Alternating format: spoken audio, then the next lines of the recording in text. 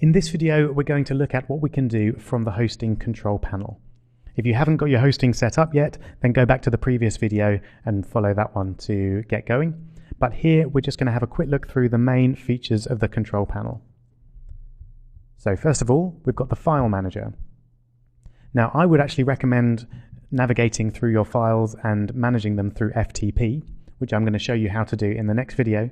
But the file manager does at least give you very quick access to your files. So at the moment, all of the public website files are stored in the public HTML folder. This index.html is the standard file, the single file that's there by default. And you can do all sorts of things with that, rename it, duplicate, the usual things. But at the moment, we're just going to edit it. And we can see that it just says default index page. So I'm just going to change that to Rob's index page, so I can be sure that I'm looking at the right page.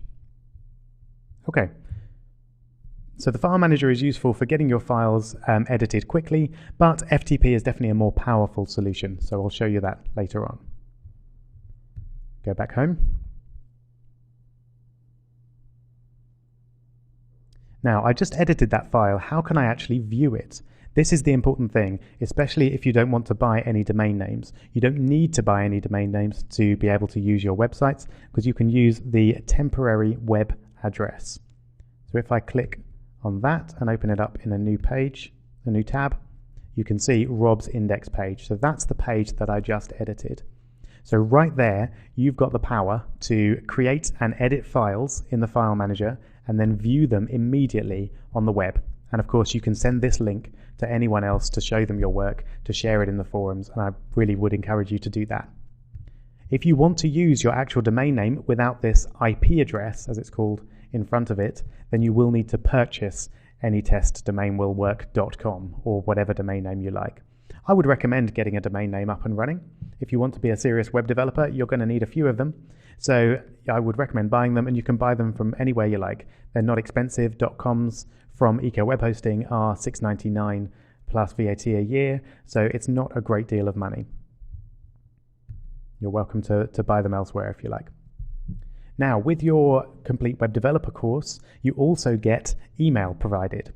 So you can create mailboxes here.